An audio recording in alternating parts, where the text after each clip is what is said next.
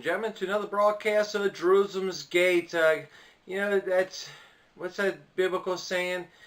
People cry for peace, peace, peace, but there is no peace. The scripture, wars and rumors are wars. Distress the nations with perplexity. I tell you, we're living in those days, ladies and gentlemen.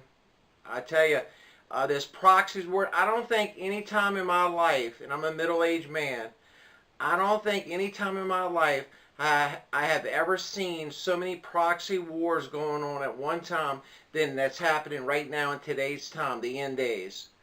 Man, we got Syria, we got Venezuela, we got Yemen, we got Ukraine. I mean, it just war, and that's the ones we know of that's in the news from time to time. Well, Ukraine's not in the news that much. That's why I'm going to dedicate this video to what's happening in Ukraine. There's no doubt we're living in the end days. And, Ukraine is, you don't hear much about it in the mainstream media. So I found a video from Euronews that I think is very highly important you watch. And the Ukraine people seem like they're going to fight to the end. With all these proxy wars going on, we got Iran. Iran's in Syria. Iran's fighting Israel through proxies in Syria. Iran is fighting Saudi Arabia through proxies at Houthis in Yemen. By the way, Iran back in the Houthis in Yemen a day and a half ago won a big victory. They pushed the Saudi Arabia backed forces way back and even killed some Saudi Arabian officers. So something highly be concerned there. Iran growing, the Persian tiger is on the march. It's time to pray for Israel, ladies and gentlemen. Pray for Israel. And I know I'm going all over the place today. There's so much to talk about, and there's so little time.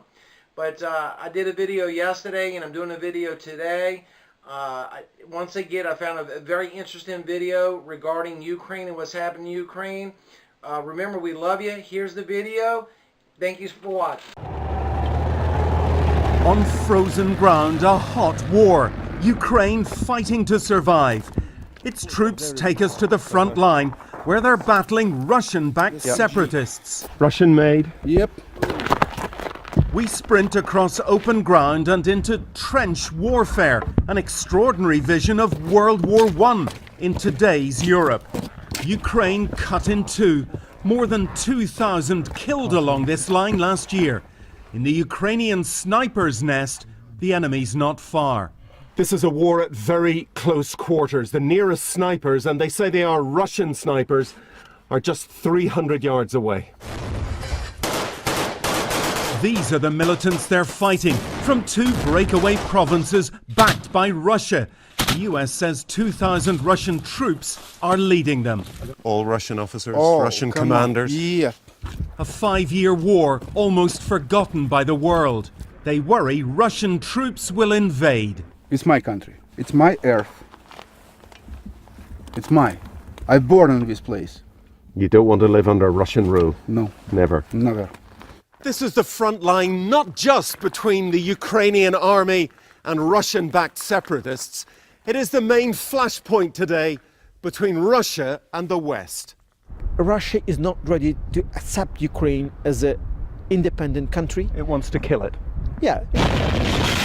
The US supplies weapons and training to Ukraine. The war now deadlocked.